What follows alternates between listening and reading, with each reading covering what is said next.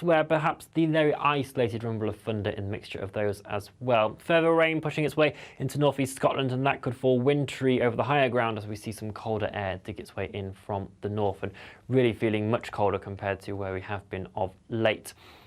Those showers will generally ease off as we head into the overnight period, and that will allow more in the way of clear spells to develop. So a slightly chillier night to come as we head into the early hours of Monday morning, some patchy frost here and there. But we've got further rain pushing from Northern Ireland into Wales and down into southern areas of England throughout the morning. Showers still streaming their way in across northern areas of Scotland, now falling as sleet and hail to lower levels even here, and some winteriness pushing into eastern coast as well. It is eastern coast that will see the strongest winds throughout Monday, where those isobars are slightly squeezed together, but a ridge of high pressure building in for Tuesday to help settle things down at least. But there is the risk of further rain as we head towards Wednesday, and temperatures are still going to be below average for the time of year.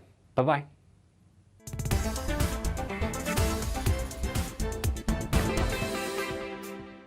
Monday to Thursday nights on GB News. At 6, it's Dubes & Co. 7 o'clock, Farage. At 8, join Jacob Rees-Mogg. And at 9, Dan Wootton Tonight, followed by Headliners. On TV, radio and online. This is GB News.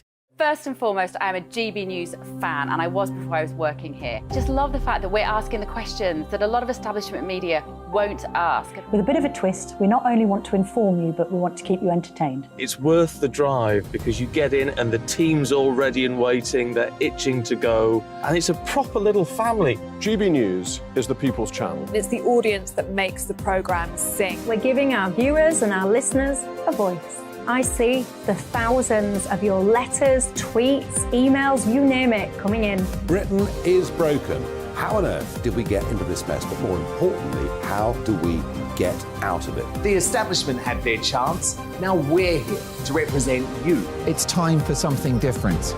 It's time for GB News. I'm very patriotic. I believe in Britain. Our best days lie ahead. Britain's watching. Britain's watching. Join us here on GB News. The People's Channel. Britain's news channel. Join me, Patrick Christie's, Monday to Friday, 3 till 6. We tackle the day's news agenda like you've never seen before. It's high tempo, high octane, the most controversial topics and the best guests. You will not be able to take your eyes and ears off it. I'm not afraid to ask the questions that you really want answered. 3 till 6 p.m, Monday to Friday on GB News, the People's Channel, Britain's news channel. GB News has its own late-night paper preview show, Headliners, where comedians take you through the next day's top news stories. You don't have to bother reading the newspaper, we've got it covered for you. Headliners, every night at 11 p.m, and repeated every morning at 5 a.m. We won't send you to sleep like some of the other paper review shows out there. GB News, the People's Channel, Britain's news channel. Join me, Camilla Tominey, on Sunday mornings from 9:30, taking the politicians to task and breaking out of SW1 to see how their decisions are affecting you across the UK. Bursting the Westminster bubble every Sunday morning, only on GB News, the People's Channel. Britain's watching. Hello, I'm Calvin Robinson. Do not miss my Common Sense Crusade Saturdays at 7 p.m. Join me for some in-depth discussions on faith. Is that not the start of the slippery slope? It's very much so. And the big moral questions of the day. I'm baffled. You've got some nerve. Only on GB News, the People's Channel, Britain's news channel. I'm Andrew Doyle. Join me at 7 o'clock every Sunday night for Free Speech Nation, the show where I tackle the week's biggest stories in politics and current affairs with the help of my 2 comedian panellists and a variety of special guests. Free Speech Nation, Sunday nights from 7 on GB News, the People's Channel, Britain's news channel.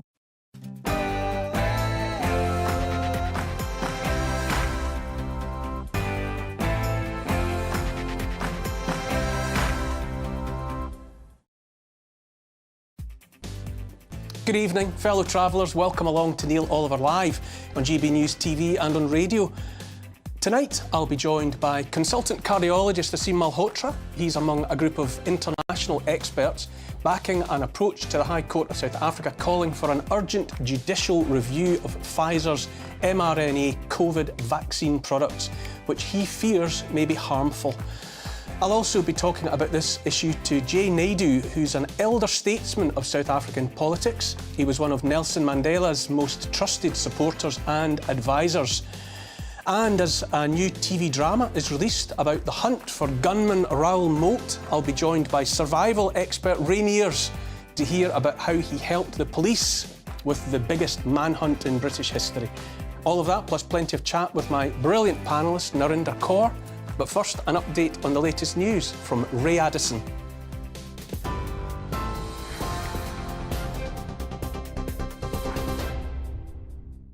Thanks, Neil. I'm Ray Addison in the GB Newsroom. The Prime Minister has chaired an emergency Cobra meeting as fierce fighting in Sudan enters its second week. Government forces are battling with a paramilitary group over control of the capital, Khartoum. Sudan's military claims foreign nationals and diplomats, including those from the UK, US, France and China, will be evacuated. The World Health Organization says more than 400 people have been killed and thousands injured since the violence began. The SNP has appointed Stuart MacDonald as the party's new treasurer following the resignation of MSP Colin Beattie. Mr Beattie stepped down after he was arrested by police investigating SNP finances. He was later released without charge.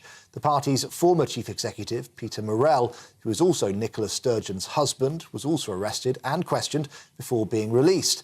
Police are investigating the use of £600,000 in donations meant for the independence referendum. A serving member of the British Armed Forces has appeared in court charged with offences under the Official Secrets Act. 36-year-old Thomas Newsome is accused of sharing highly sensitive military information. He's alleged to have shared a 10-page document through social media to 2 senior officers who had clearance and 1 civilian who did not. Prosecutors claim if the information was leaked, it would have caused a real and immediate threat to British people outside of the UK. He's due in court again on Friday. The family of Stephen Lawrence have held a memorial service in Trafalgar Square to mark the 30th anniversary of his murder. The 18-year-old was killed in a racist attack while waiting for a bus in south-east London. It's alleged that the original investigation was hindered by racism and police corruption, meaning it took almost 20 years for 2 of his killers to face justice. Mayor of London, Sadiq Khan, has said it's a day to celebrate the work of the Lawrence family. We're here today to celebrate and remember Stephen Lawrence's life, his legacy, but also the extraordinary work that's taken place by his family, Doreen Lawrence, by their team, to address the issues of equality, diversity and inclusion. Labour have condemned Dominic Raab's behaviour since his resignation yesterday as appalling, saying he shouldn't be blaming his accusers for his own downfall. The former Deputy Prime Minister resigned after an investigation upheld 2 of the bullying allegations made against him. Mr Raab claims a minority of those within Whitehall are, quote, effectively trying to block government. Shadow Health Minister Andrew Gwynn told us those who've blown the whistle have a right to do so. Why the Prime Minister, who will have known about these allegations, they weren't a secret, sought to appoint him to the second most senior position in government as Deputy Prime Minister, but also why he didn't sack Dominic Raab on receiving this report, why he allowed Dominic Raab to leave on his own terms, and worst of all, doubling down on the whistleblowers, on the victims. I think that letter that Dominic Raab produced in his resignation was quite frankly appalling and showed no humility and no contrition.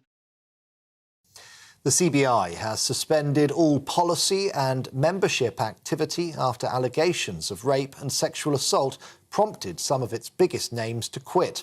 Dozens of members, including John Lewis, NatWest, Jaguar Land Rover and BT, have pulled out of the trade body. The CBI says it shares the shock and revulsion over the allegations. Tributes have poured in for Australian entertainer Barry Humphries, who's died at the age of 89. During a 7-decade career, he was best known for his alter egos, including Dame Edna Everage and Sir Les Patterson. Actor Jason Donovan described him as an entertaining genius. The Australian Prime Minister, Anthony Albanese, paid tribute to him as the brightest star in a galaxy of personas. He died in hospital, surrounded by his family. We're on TV, online, on DAB Plus radio and on TuneIn too. This is GB News. Back now to Neil.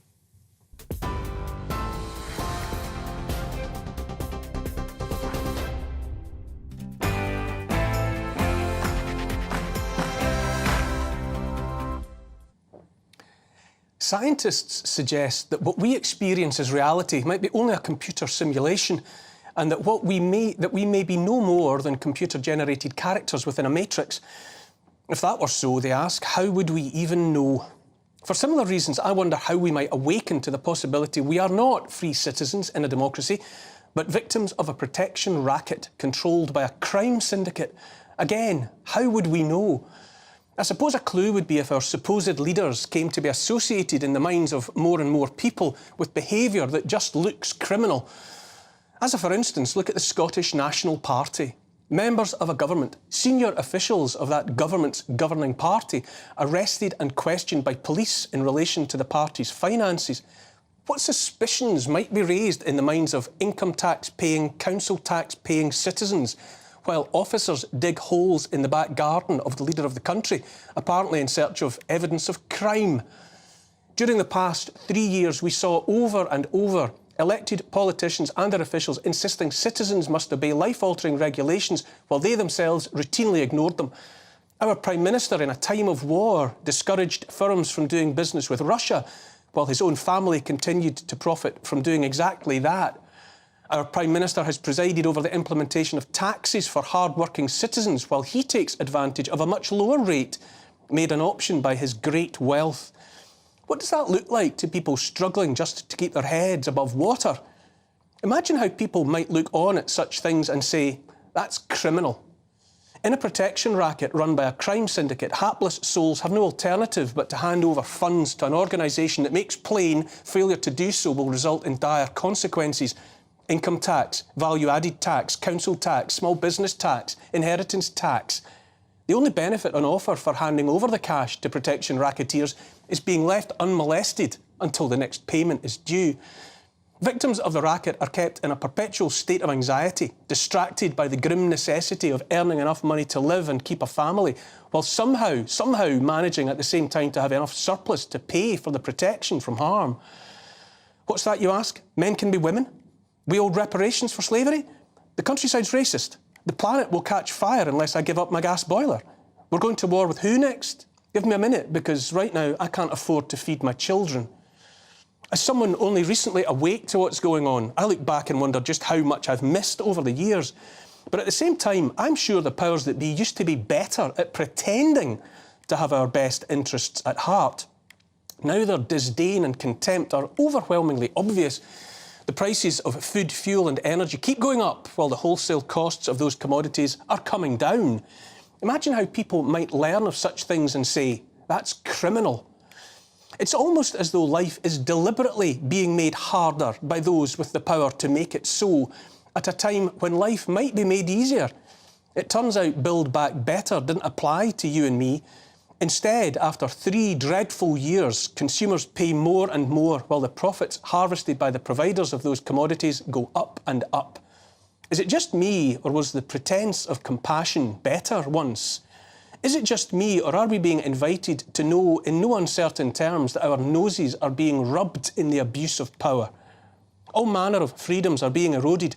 The simple freedom to jump in the car and go where we want looks set to be made a thing of the past. Not to worry though, soon all we could desire will be within a 15-minute walk of our homes. For those still clinging to notions of democracy, consider the World Health Organization's Pandemic Preparedness Treaty, by which our country will be bound by May 2024 unless action to the contrary is taken. The WHO has 192 member states. It sits in Geneva, where its representatives pay no tax and enjoy diplomatic immunity. They are unelected and unaccountable. Over 80% of WHO funds come not from member states, but from so-called stakeholders, big pharma and the like. Influence over the WHO is for sale to the highest bidder. The second biggest funder is the Bill and Melinda Gates Foundation. By the existing paperwork, the WHO at least pays lip service to democracy, but by the terms of proposed amendments to the existing treaty, they seek fundamental change. If the new treaty is ratified, the WHO will decide when to declare a World Health Emergency. The WHO will define what is misinformation. The WHO will have the legally binding power to enforce lockdowns and vaccinations. The WHO will have the power to force companies here in Britain to produce and export medical products to the wider world. Declared respect for human rights and dignity will literally be erased from the treaty and replaced with vague assurances about equity. All of this will come about unless our government acts to the contrary before the treaty is made binding in May next year. I suppose the question is, do you want you and your children living under the protection provided by a racket like the WHO? But let's pause for a moment to think how we might have got here. Almost invariably, an unchallenged crime syndicate grows more and more blatant. At the same time, absence of a challenge leads to complacency. Things have been going our way for a long time, they think. Therefore, we might assume things will always go our way. Unbridled audacity and careless complacency can also lead to unintended consequences. I noticed that the pain of the last 3 years followed events that might have been interpreted as unexpected defiance on the part of people assumed to be living meekly under the yoke. Back in 2016, there was a referendum about membership of the European Union.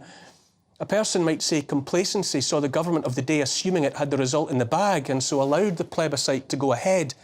Let the little people think they have a say, bless them. Instead, a majority voted to leave that European Union. That same year in the USA, Hillary Clinton had expected the keys to the White House. In fact, assumed they were hers by right. So complacent was she described those supporting her opponent as a basket of deplorables. A majority of those deplorables chose Donald Trump. Here in the UK, in the aftermath of the vote to leave the EU, all manner of forces were mustered to defy the largest popular vote in the history of these islands. Heaven and earth were moved to undo that which had been done. While it proved impossible to set aside the vote and rejoin the EU, it turned out that that technicality did not matter. Brexit happened in name only. As things turned out in every way that matters, the UK has remained in thrall to the panjandrums of the EU.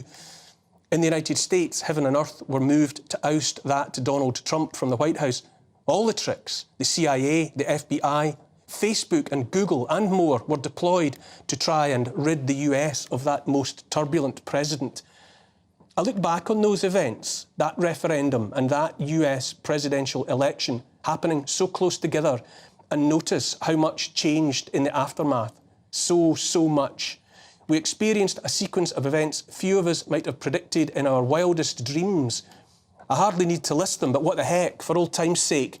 A global pandemic, confined to our homes for 23 hours a day, livelihoods destroyed, health and well-being ruined, travel bans, an internationally coordinated bid to inject every man, woman, child and infant on the planet with a brand new medical product that makes billions for Big Pharma, the greatest transfer of wealth in history, unprecedented creation of currency and disastrous devaluation in the process, the looming prospect of the end of cash and its replacement with digital currencies controlled by privately owned, secretive and unaccountable banks, 15-minute cities, the psychopathic acceleration of net zero, the prospect of digital IDs, of surveillance society, of one world government, making racism the height of fashion again, as long as it's anti-white racism, of the return of war to the European mainland and the threat of its escalation to envelop the world and to trigger the blossoming of nuclear Armageddon.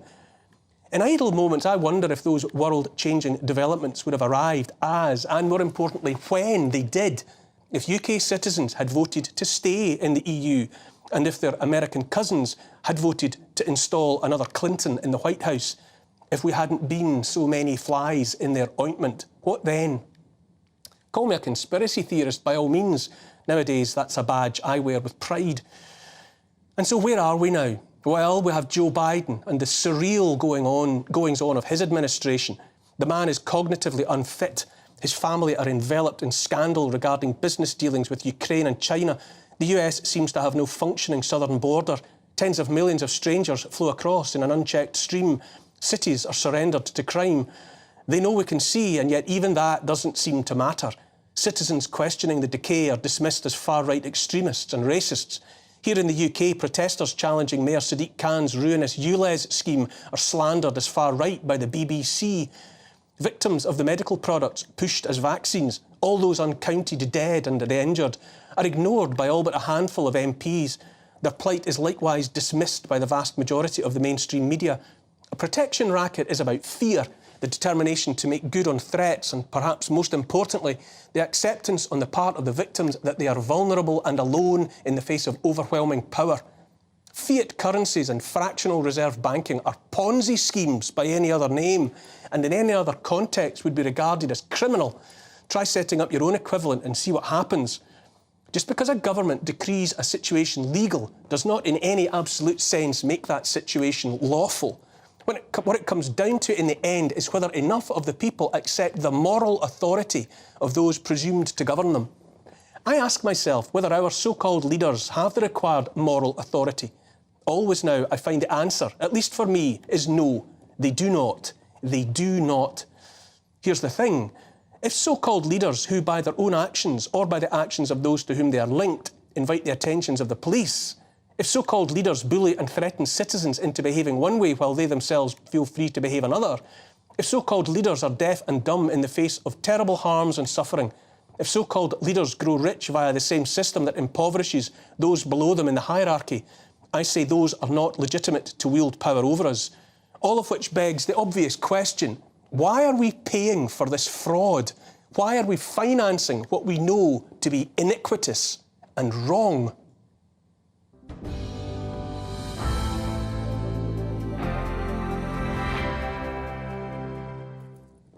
That's my opinion, of course, and you're free to disagree. Keep your tweets and emails coming through the show. You can email gbviews@gbnews.uk. You can tweet me as well at gbnews, and I'll try to get to some of your comments in the show if there's time. Joining me tonight, broadcaster and commentator, friend of the show, Narinder Kaur. Lovely to see you, Narinder. Oh, wow, Neil. That speech was amazing. I don't know where to start. Panjandrums is where I'll start. I've never heard that word in my life. What does it mean? It's a word from another culture, and I suppose in that context it just means the people that are at the top, the people that wield the power or assume that they do. What do you think? I keep on thinking, almost as a thought experiment, what do you think about if we all, millions of us, stopped paying our taxes on the same day, cancelled our council tax? Well, should I tell you why that won't work? Because those millions of people were the same people that fell for lockdowns and accepted lockdowns and accepted COVID vaccinations. And you know, when you said all of that, it just brought back all of those memories, and my anxiety was starting to... I'm sorry. I remembered 23 hours a day in our homes, locked up like animals, told we've got to be vaccinated, and if you weren't vaccinated, you're a leper. It just reminded me of all of that. But the interesting thing about what you said, the slavery reparations. Now, if I'm going to learn off anybody, and if I'm going to listen to anybody, maybe you, what's wrong with the slavery reparations? I'll tell you what I think is wrong. I think that the subject of racism is being used not because those people that are raising the spectre are necessarily interested in bringing us all together as one humanity. I think it's another means by which to cause aggression, anxiety, and to divide society. I don't think the people that are shouting racist actually want us all to come together as one. I think the objective is to keep us apart. Do you think, because I shout racism a lot, I get accused of that, and people do say, oh, you're creating division. But that's not my intention. There is racism. There is racism in the world, yes. 100%. But yes. I don't believe that we are an institutionally racist people. There are racists, but there are racists everywhere. But all these reports are saying we are institutionally racist. There's a lot of our institutions that are racist. Again, but I think it sets people against one another who would be better off uniting and confronting the common enemy, which is those who seek to divide us. But I've got to get to a break. It's all right, we can keep going. Coming up next, we'll be joined by consultant cardiologist Asim Malhotra to talk about whether COVID vaccinations are safe. See you in a few minutes.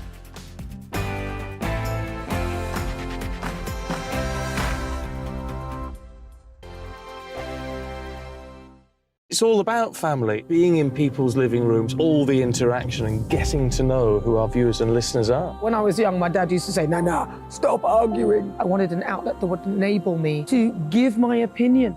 People are going through a really hard time right now, and I know that you don't feel like you're being listened to. by the establishment. I came to GB News because it's the People's Channel and I want the audience to have their say on the events of the day. We're dynamic. We do something different. Democracy shows that the wisdom of the nation is in its people.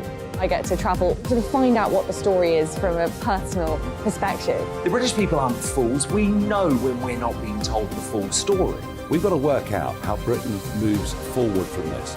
It's the best country in the world. The establishment had their chance. Now we're here to represent your views. Britain's watching. Britain's watching. Britain's watching. We're proud to be GB News. The People's Channel. Britain's news channel. So Dubes and Co, we tackle the issues of the day with real, robust debate, both sides of the fence, battling it out with me in the middle with my forthright opinions and views. And often really interesting things happen because you start with a position and then by the end of the debate you find actually, well, I might not have thought about that one. What we need in this country is 2 new political parties. You should maybe think about doing a 2024 calendar. I'm Michelle Dewberry and I'm keeping you company right through until 7 o'clock this evening. GB News, the People's Channel, Britain's watching. Start the day with GB News. We catch up on all the big stories you didn't hear the night before. And take a look at what the world's talking about this morning. That's right, Monday to Thursdays from 6 o'clock. It's Breakfast with Eamon and Isabel. Straight after breakfast, join us, Bev Turner and Andrew Pearce. We're going to take you through till noon. We'll be tackling the big topics of the day, including the things that the other channels just won't talk about. If it's happening here. Wake up to mornings on GB News, the People's Channel. Britain's news channel. I'm Simon Evans. Join me on GB News for Headliners at 11 p.m. What's the scoop? I'll be joined by 2 of the country's top comedians. That's right. As we take a look at tomorrow's newspapers tonight. We're going to get into trouble. If it's a big story, we'll be covering it. Spill some tea on him. There we go. But we'll also have some fun. I wouldn't stick up a bank. My father didn't love me. So anyway. Headliners every night from 11 on GB News, the People's Channel, Britain's news channel. Saturday nights on GB News. From 6 p.m, I'll give you my unique take on the world today. Then at 7, it's me, Calvin Robinson, with my Common Sense Crusade. New to GB News is the Saturday 5. 5 times the opinion. Join us every Saturday from 8 p.m. as we debate the week's stories. With us 4, plus a special guest. And at 9, of course, it's Mark Dolan Tonight. Saturday nights on GB News, the People's Channel, Britain's news channel.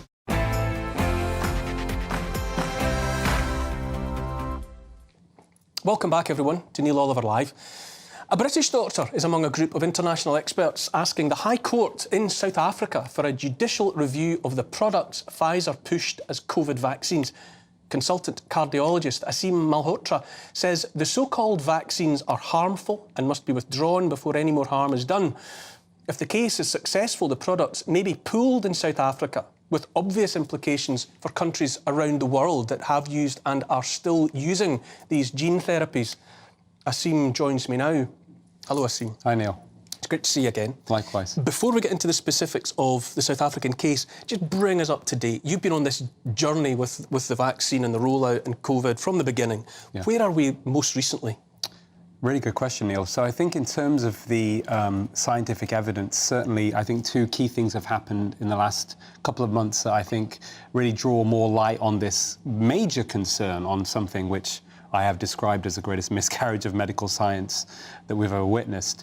First and foremost, Norman Fenton, who you may know, Professor of Risk, he did his own analyses. You know, he's very rigorous, looking at the excess deaths and trying to make some calculations as to what proportion of these excess deaths that are ongoing in Britain, that we know about, which is still a problem, are because of the vaccines. And even I was quite shocked by his figure. I wasn't expecting it to be that high, but he came up with 50%, about half of all the excess deaths are likely either directly or indirectly because of the COVID vaccines. Goodness me. Now, on top of that, a very interesting publication in America, BMC Infectious Diseases also, which came out last couple of months. Slightly different study, but very fascinating. Was really a kind of survey study of Americans looking at how, you know, of the people that were vaccinated or people that knew people that were vaccinated, how many of those felt that they had vaccine injuries, either themselves or friends or family, or died because of the vaccine. And they were able to come up with a figure suggesting that there may be as many as, in 2021 alone, 278,000 fatalities purely because of the COVID vaccines. And of course, in America, they mainly used Moderna and Pfizer, so mRNA vaccines, which is pretty extraordinary. That gives a figure about 1 in 1,000 in terms of death rate, and serious adverse events about 1 million people, which would give a figure of 1 in 300. Now, critics would say, well, this isn't a randomized study, blah, blah. We can talk about that later, all the other evidence. But what I would say is, in medicine, we're taught as doctors that 80% of your diagnosis comes from the history. That means what the patient tells you. If you listen to your patient, most of the time, you will get the answer of what's wrong with them. So I would say this is almost an analogy to that kind of process. But either way, Neil, it's a big, big issue.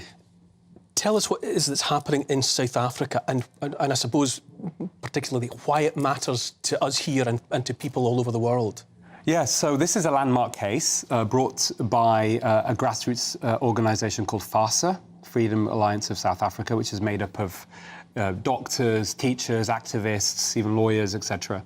And they have filed this case against the government of South Africa and the medical regulator, specifically saying that the original approval of these COVID, specifically this Pfizer vaccine, that was what was used predominantly in South Africa, was irrational. Irrational because, I mean, it sounds obvious now, that the data all came from Pfizer, it was analysed by Pfizer, the results were done by Pfizer, and therefore it was unlawful.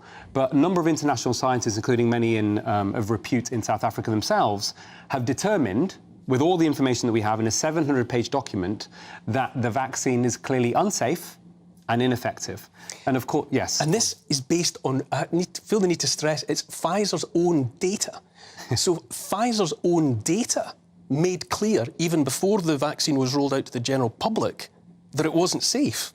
Yeah. It's all there in that paperwork. Yeah, it's a great question, Neil. So it's definitely part of the evidence. That brings us on to something else, which is really important. So I think one of the things that's important about this court case that will happen very soon is that it allows people, and it'll be for public consumption, to look at all of the evidence. As you know, one of the problems that we've had in this whole pandemic is the narrative has been very narrow. It's been very much controlled by these powerful vested interests. The media have been pushing this message of safe and effective. And what it will do is it will cut through all of that so people can see all the evidence. And I know very clearly that evidence is extremely concerning in terms of the harms and the safety of the vaccine. See, may I ask a question? Yeah. As a medic, before your father passed away, I'm so sorry to hear that as well, that was your turning point, but if that hadn't happened, you would have still been all for the vaccinations. So it took your father's death to make you kind of open your eyes. It's a great question, Narinda. So I think my historical approach to medicine would contradict that in the sense that my father's death was part of it. Right. But actually the evidence came to me where I realised, and then it was clinical experience and everything, and looking at the evidence itself. So I think that was definitely part of it. But, I've been the whistleblower on the harms of sugar, on statins over prescription stuff. So I've been doing this for a long time. But just coming back to this point, Neil, it's really important around looking at all the evidence. One of the things that's going to come out, I think, in this case is how the media have presented one side of the story. Now, already, what's really interesting, in South Africa, I would say that the empire is starting to strike back. So yesterday, on one of their mainstream channels, ENCA, without any people on the side of, giving both sides of the argument, they rolled out a professor of constitutional law, Pierre de Vos, from the University of Cape Town, who apparently said that he had read all 700 pages of this document, and they asked him, what did you think of it? And he said, well, basically, it was always making a mockery of the case by suggesting that the evidence was based upon anecdotes. Say, someone had the vaccine and they felt a bit dizzy afterwards. So when I saw that, I was actually embarrassed. I was embarrassed for him. I was embarrassed for the University of Cape Town, and I was embarrassed for constitutional lawyers because clearly he hasn't read the evidence, and to suggest something like that really makes a mockery of the vaccine injured. Now, very quickly on this, Neil, what's really important, so you asked me the question early on. When you look at the evidence, we are not talking about anecdotes here or low-quality evidence. We're talking about Pfizer's own data, reanalysis, what we call double-blinded randomized controlled trial data, highest quality evidence, suggested from the beginning it was going to do more harm than good. More serious adverse events for people in the vaccine group than people hospitalized with COVID. So that was already suggesting it probably, if it was analysed properly at the beginning, should never have been enrolled or given to a single human in the first place. Pharmacovigilance data, VARS in the United States, yellow card scheme here, very horrific, unprecedented levels of reports there. Clinical data, observational data, autopsy data. In my whole career in medicine, Neil, with all the analysis, academic work I've done looking at all different areas of medicine, specifically also relating to cardiovascular disease, I've never seen such a high, overwhelming quality of evidence of harm of any drug and such poor efficacy. Now, with all of that, to be fair to Professor Voss, I think we also have to have some compassion for people, understanding that why are people not awake? Why are people not looking at the evidence? Some of it is indoctrination, some of it is willful blindness, but there's something else which I think we haven't talked about enough.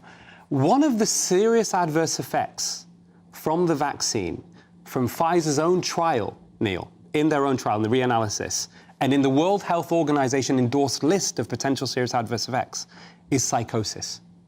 So some people, I think, are actually suffering from a side effect, which I would call delusion of benefit. Okay, let's define delusion. A fixed, firm, false belief that is held despite evidence to the contrary. And the evidence, Neil, is overwhelming. This vaccine is not safe and is not effective, and it needs to be stopped and pulled now. And the longer the establishment and carry on pushing this message, the longer it's going to take to regain trust. Going to have to leave that there. Obviously, this is such a long conversation to keep going on with. I'm going to have to leave it there. Asim Malhotra, thank you so much for coming in tonight, and we'll be coming back to you in the future, I'm sure. Coming next on Neil Oliver Live, I'll be talking more about this issue with Jay Naidu, an elder statesman of South African politics who was one of Nelson Mandela's most trusted supporters and advisors. Don't go away, and Asim will be staying with us for that conversation with Jay.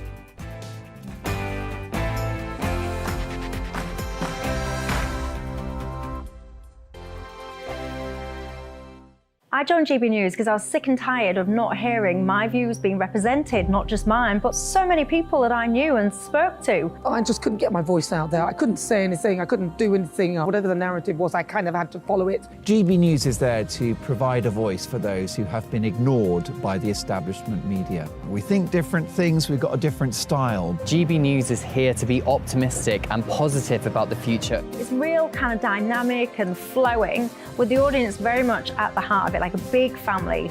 Here at GB News, we talk about the things that matter to you. Hearing the voices from right across our towns and cities, especially our towns. All sides of the argument represented with a heavy dose of opinion. We're on a mission here to make a difference. And the GB News family really is here for you, and whatever time of day you can watch or listen. Britain's watching. Britain's watching. We're proud to be GB News, The People's Channel. Britain's news channel. Westminster is going around in ever-decreasing circles, followed by the media. Britain is broken. How on earth did we get into this mess? But more importantly, how do we get out of it?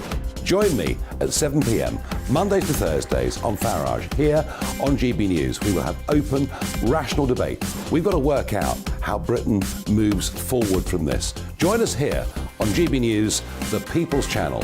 Britain is watching.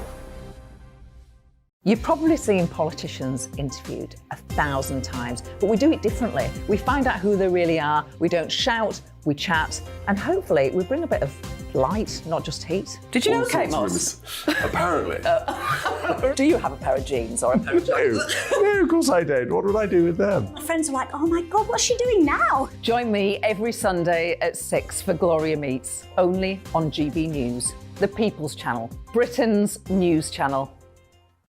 I'm Jacob Rees-Mogg, the Member of Parliament for North East Somerset and a former government minister. For years, I've walked the corridors of power in both Westminster and the City of London. We need to have the arguments, the discussions on how we make it better. Crop failures, famine, war, suffering on a scale completely unimaginable. We are putting the cart before the horse. As Charles I said at the scaffold, he was the true defender of liberty. Yeah, I've completely derailed the conversation. Join me Monday to Thursday at 8 p.m. on GB News, Britain's news channel. New to GB News is the Saturday 5. Join us every Saturday from 8 p.m. as we debate the week's stories. Right, folks, that was a spicy one, wasn't it? With us four, plus a special guest. Sometimes she has to stick her foot in it. Sometimes she has to say things as they are. Sometimes I think we should keep the refugees and send the pensioners to Rwanda. Then we'd be in a much better state. Well, Benjamin, that is... The Saturday 5. Saturday nights from 8. Only on GB News, the People's Channel. Britain's news channel.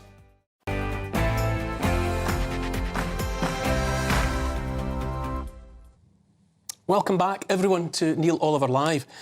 Joining me tonight is a South African politician, trades union leader and businessman who was instrumental in the fight against the apartheid regime and the ultimately successful campaign to secure the release of Nelson Mandela.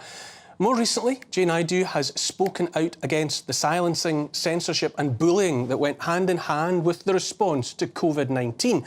In fact, he has said the tactics applied against populations were a greater threat to freedom than the apartheid he dedicated all those years to fighting. Jay Naidoo joins me now. Good evening, Jay. Are you there? Great, there you are. Yes, yeah. Good evening to you, Neil, and it's great to be with you and your show. Great to see you.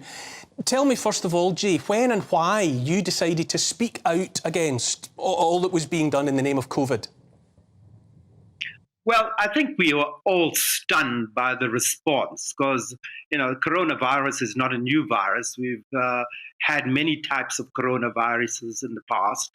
But I think the most important event was in June of 2021, my wife, who is Canadian, a journalist by profession, her mum had the Pfizer vaccine. And in the first shot, she had a heart attack. And the second shot, she ended up in hospital, not able to walk, to eat, to bath herself or take care of herself. And she was a very active person. So my wife, who lives in South Africa with me, had to take 7 months off to go and take care of her mother, who was going to be put in a state-run hospice. And she nursed her back to health. But the extraordinary thing was in the consultation with the doctor who was treating her, the doctor said that the probable cause of her heart attack was the vaccine, but he was too scared to put that on the report. And the question we had, if a doctor can lose his license because he's telling the truth, what has medicine become? And so as we studied the events that followed that, what we saw in the pandemic response from our leaders was a campaign of fear, of censorship, of guilt, of shame, with doctors losing their license for talking about the Hippocratic oath of not doing any harm to their patients, of putting their patients first. We saw workers being dismissed in South Africa because they refused to be vaccinated.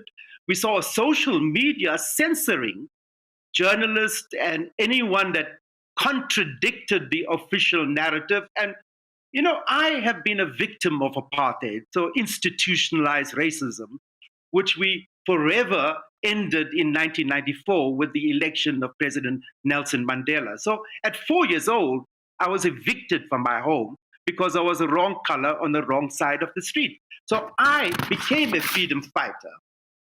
And I've been an activist all my life. And what I'm seeing here is something on a grander scale than even what we faced under apartheid. You know, that in a sense, our governments, many of them have been bought out. The media, the official mainstream media, are too terrified and become a mouthpiece of Big Pharma. We find the medical regulators being compromised largely because of funding that comes from Big Pharma. And we're having tremendous vaccine injuries all around us. Every family, I'm sure, will talk about some incident. And so what we then have is a vaccine that does not give you immunity, does not stop transmission, and where there's data rising, mounting in our families, in our societies, and we are saying we are not prepared to pause and allow an independent study of the data. And so this is what makes me fearful, because I'm an elder now. I'm a grandfather. And I want to know that when I get up in the morning, I'm leaving a better world for my grandchildren and for those that are unborn. So I think the bottom line is that the litany of challenges you presented, these are perilous challenges. And the freedoms that we have sacrificed so much for across many generations, the democracy, the freedom of speech, the freedom of association, the freedom to stand up and organize ourselves, all of these are being undermined. And so, yes, I am convinced that what we are facing today is a challenge of an apartheid on a grand scale globally. And I think we should take note of what people like Asim are saying, what other prestigious physicians, people that have spent their lives at Stanford University, or like Dr. Jay Bhattacharya or Professor Martin Kulldorff, these are not street vendors. These are eminent physicians who are saying and calling on the medical profession and the WHO to pause. So we have no emergency now. Can we look at the data and can we put the people that have been negatively affected through vaccine injuries in the spotlight and show some compassion to them, which has been the core of what we fought for in freedom in South Africa? Jay, what you say is so compelling. How do we reclaim what we have lost? You know, you've got a lifetime of experience. You know, you've written most recently about watching communities torn apart by the restrictions that were put in place in regards to COVID-19. How do we get beyond this and reclaim what we've lost? We need to restore a conversation, Neil. We need to not talk past each other and understand that there's no absolute science. There are many sciences in the room.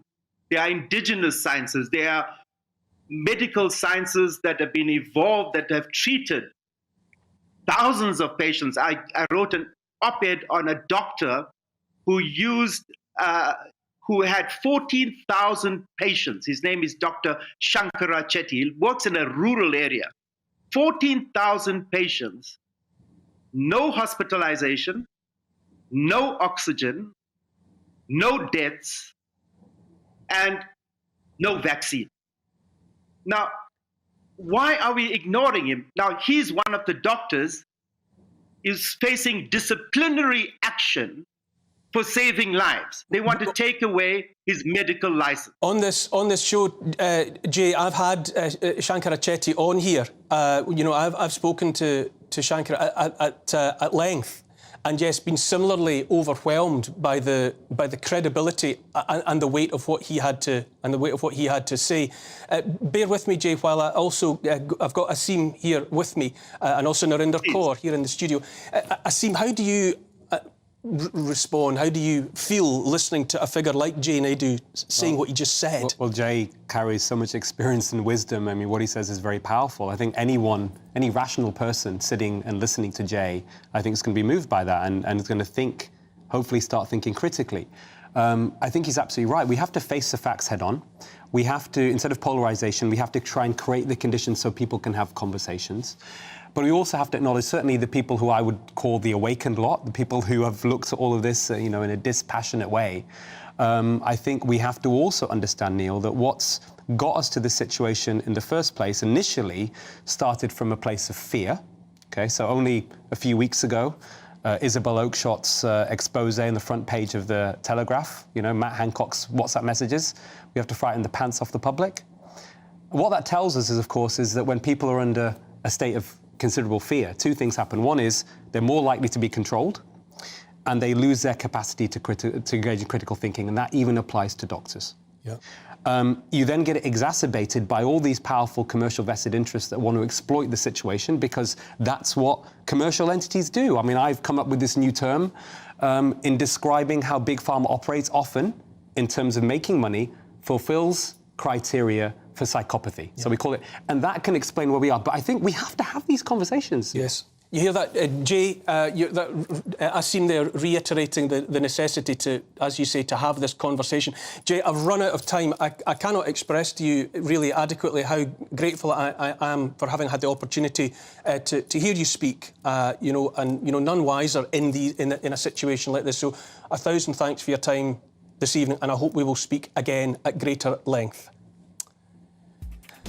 Still to come in the final part of Neil Oliver Live, as a new TV drama is released about the hunt for gunman Raoul Moat, I'll be joined by survival expert Ray Mears and he'll tell us about the part he played and what he thinks about the portrayal of the events in the new series. I'll see you in 2 or 3 minutes.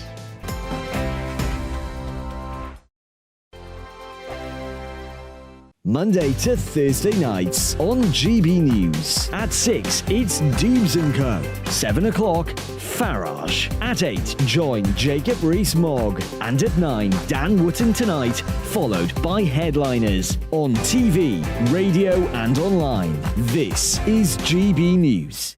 First and foremost, I'm a GB News fan, and I was before I was working here. Just love the fact that we're asking the questions that a lot of establishment media won't ask. With a bit of a twist, we not only want to inform you, but we want to keep you entertained. It's worth the drive because you get in and the team's all ready and waiting, they're itching to go, and it's a proper little family. GB News is the People's Channel. It's the audience that makes the programme sing. We're giving our viewers and our listeners a voice. I see the thousands of your letters, tweets, emails, you name it, coming in. Britain is broken. How on earth did we get into this mess? But more importantly, how do we get out of it? The establishment had their chance. Now we're here to represent you. It's time for something different. It's time for GB News. I'm very patriotic. I believe in Britain. Our best days lie ahead. Britain's watching. Britain's watching. Join us here on GB News. The People's Channel. Britain's news channel.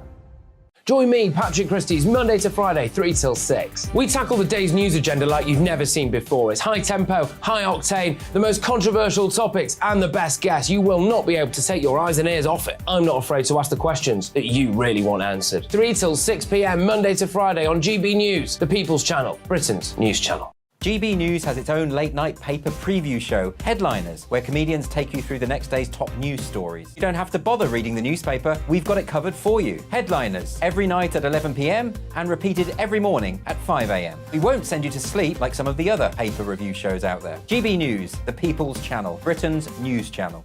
Join me, Camilla Tominey, on Sunday mornings from 9:30, taking the politicians to task and breaking out of SW1 to see how their decisions are affecting you across the UK. Bursting the Westminster bubble every Sunday morning, only on GB News, the People's Channel. Britain's watching. Hello, I'm Calvin Robinson. Do not miss my Common Sense Crusade Saturdays at 7 p.m. Join me for some in-depth discussions on faith. Is that not the start of the slippery slope? It's very much so. And the big moral questions of the day. I'm baffled. You've got some nerve. Only on GB News, the People's Channel, Britain's news channel. I'm Andrew Doyle. Join me at 7 o'clock every Sunday night for Free Speech Nation, the show where I tackle the week's biggest stories in politics and current affairs with the help of my 2 comedian panellists and a variety of special guests. Free Speech Nation, Sunday nights from 7 on GB News, the People's Channel, Britain's news channel. Welcome back to Neil Oliver Live. Still basking in the afterburn of listening to a genuine elder statesman here, but now for something completely different. It's 13 years since arguably the biggest manhunt in British history. In the July of 2010, Raoul Moat, just released from prison, killed 1 person and wounded 2 others before going on the run. The huge manhunt has now been made into a drama for ITV titled The Hunt for Raoul Moat. Drawn into the drama was survival and bushcraft expert Ray Mears, asked by police to use his skills to help them track down their man. Ray joins me now to relive those dangerous days. Hi, Ray. Hi, Neil. Nice to see you. That's Nice to strange see you. circumstances to be talking. Yeah. Are those days of that hunt still vivid in your memory? Yeah, very much so. Yeah, it was a very intense period of time, and yeah, I don't think any of us will ever forget almost second by second what occurred. Yeah. What was it like? You're asked. I mean, I know that you made the initial offer anyway, so you put yourself into harm's way in any event. But once you're actually tracking someone who was known to be dangerous, was that frightening? You know, how did you feel? Well, to be honest with you, I wasn't so worried about him. I had 16 policemen armed to the teeth protecting me, and numerous police dogs. My main concern, honestly, was I didn't want to let everybody else down because it was such a big event. It was only when I got there I could see what an enormous effort it was. I just didn't want to mess up. That was the biggest thing. So they bring you to a location, you know, you get out of a vehicle. What do you do? How do you bring all your years of experience of tracking to bear? How do you start? Well, actually, I had that started earlier than that. When I first got there, and I had to look at the ground on a map. It's trying to work out where could he be, what's he doing next, and I made some suggestions to the police. One that they should check outlying isolated farms, because in the past people under those circumstances at about that period have gone indoors and taken hostages.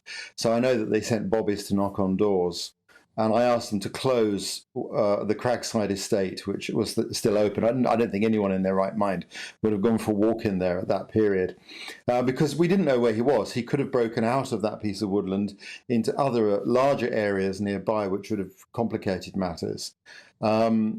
And then, having looked at the map, I've got a very good knowledge of what people require if they want to stay hidden in woodland. So that rather limits your choices on the map. It's then a matter of prioritising those areas and starting to search them.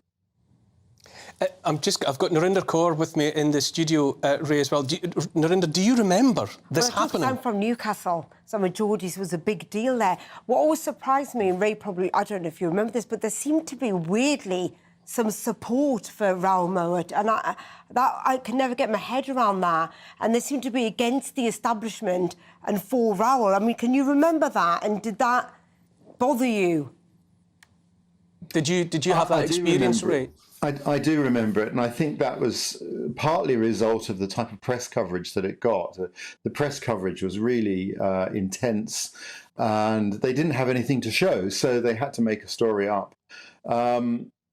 People often, you know, we all know if we're in the media, the more someone's face is in the media, it can be a disgraced politician. It won't harm their career because exposure has an influence. And I think that's what happened in this case. But I think the most important thing really is to focus on his victims, particularly Chris Brown, who he ambushed and then executed. I mean, it's the most appalling crime. And I think that's the person we should be really remembering. Yeah, Narinder, how did you react once you saw that the press was unfolding that way? And I don't know, making some kind of a Robin Hood out of him. The whole Paul Gascoigne thing as well, and he turns up with a fishing rod and some chicken and 4 cans of log, and then Ray gets involved, and it was almost unbelievable what was going on. Like, is this like a movie? And for Ray, the other question is, Ray, the pressure that you felt, and then when you did have success, was that like a huge relief after that? I mean, how long did it take? So I went on the ground. I was delayed getting on the ground because the police had to decide whether or not they felt it was appropriate for me to be there. And once we'd solved that issue, I actually managed to find evidence of him pretty quickly. I was really surprised. And I tracked him for 6 hours or there. I think it was 6 hours. The sign got fresher and fresher, and I found places where I could tell what he'd been up to. I gained an impression of his state of mind. And I found a trail that he'd tried to keep hidden. And that was really critical. And then we got called off. And I think if we hadn't called off, we would have found him. I'm sure of that. How did you know his state of mind? Yeah, it's a really good question. When you track somebody, you sometimes get to know them better than they know themselves. Right. You'll have gone to the bathroom before you went on air today, and you won't have remembered how you walked there. But if I'm looking at your footprints, I will detect your subconscious decisions, the things you do on autopilot. And Ray, for that, Ray, you start to gain an impression. Ray, I'm running out of time here. It's fascinating. Another time, I'll ask you what you think about your portrayal in that dramatisation. That's all from me on Neil Oliver Live tonight. 1,000 thanks to my presenter's friend Narinder Kaur. Handing it over now to the rest of the schedule on GB News Live. Hello there, very good evening. Welcome to your latest weather update from the Met Office. I'm Jonathan Vautry. A mixture of showers and longer spells of rain to greet us throughout Sunday, all thanks to low pressure being in charge of our weather and bringing us relatively unsettled conditions. The isobar is relatively spaced out across much of Northern Ireland, England and Wales and into southern Scotland, so winds will remain relatively light throughout Saturday evening, and that will just allow some of these bands of rain to be relatively slow moving. The main one pushing into areas of southern England as we head towards later on in the night, but generally a lot of cloud around as we head throughout, and that will hold temperatures up around 5 or 6 degrees Celsius for most, but perhaps down into low single figures where we do see some shelter in rural spots. So a cloudy start to Sunday morning, and this band of rain in the south is going to push its way into the southeast, so worth a watch point if you are running the London Marathon. It could be rather wet. Some sharp showers developing elsewhere, perhaps the very isolated rumble of thunder in mixture of those as well. Further rain pushing its way into northeast Scotland, and that could fall wintry over the higher ground as we see some colder air dig its way in from the north, and really feeling much colder compared to where we have been of late.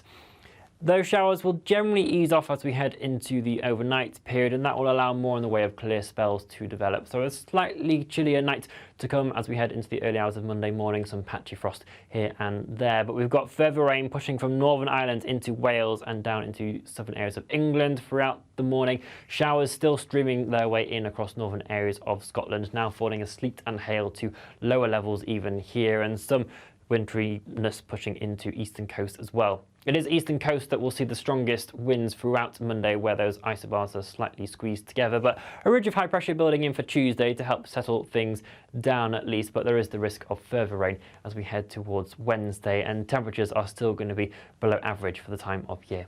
Bye-bye.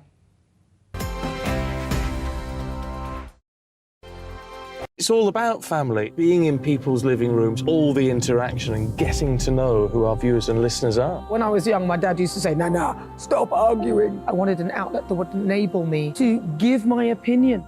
People are going through a really hard time right now, and I know that you don't feel like you're being listened to by the establishment. I came to GB News because it's the People's Channel, and I want the audience to have their say on the events of the day. We're dynamic. We do something different. Democracy shows that the wisdom of the nation is in its people. I get to travel to find out what the story is from a personal perspective. The British people aren't fools. We know when we're not being told the full story. We've got to work out how Britain moves forward from this. It's the best country in the world. The establishment had their chance. Now we're here to represent your views. Britain's watching. Britain's watching. Britain's watching. We're proud to be GB News, The People's Channel. Britain's news channel. So Jubes & Co, we tackle the issues of the day with real robust debate, both sides of the fence, battling it out with me in the middle with my forthright opinions and views, and often really interesting things happen because you start with a position and then by the end of the debate you find actually, well, I might not have thought about that one. What we need in this country is 2 new political parties. You should maybe think about doing a 2024 calendar. I'm Michelle Dewberry and I'm keeping you company right through until 7 o'clock this evening. GB News, the People's Channel, Britain's watching. Start the day with GB News. We catch up on all the big stories you didn't hear the night before. And take a look at what the world's talking about this morning. That's right, Monday to Thursdays from 6 o'clock. It's Breakfast with Eamon and Isabel. Straight after breakfast, join us, Bev Turner and Andrew Pearce. We're going to take you through till noon. We'll be tackling the big topics of the day, including the things that the other channels just won't talk about. If it's happening here. Wake up to mornings on GB News, the People's Channel. Britain's news channel. I'm Simon Evans. Join me on GB News for Headliners at 11 p.m. What's the scoop? I'll be joined by 2 of the country's top comedians. That's right. As we take a look at tomorrow's newspapers tonight. We're going to get into trouble. If it's a big story, we'll be covering it. Spill some tea on him. There we go. But we'll also have some fun. I wouldn't stick up a bank. My father didn't love me. So anyway. Headliners every night from 11 on GB News, the People's Channel, Britain's news channel. Saturday nights on GB News. From 6 p.m, I'll give you my unique take on the world today. Then at 7, it's me, Calvin Robinson, with my Common Sense Crusade. New to GB News is the Saturday 5. 5 times the opinion. Join us every Saturday from 8 p.m. as we debate the week's stories. With us 4, plus a special guest. And at 9, of course, it's Mark Dolan Tonight. Saturday nights on GB News, the People's Channel, Britain's news channel.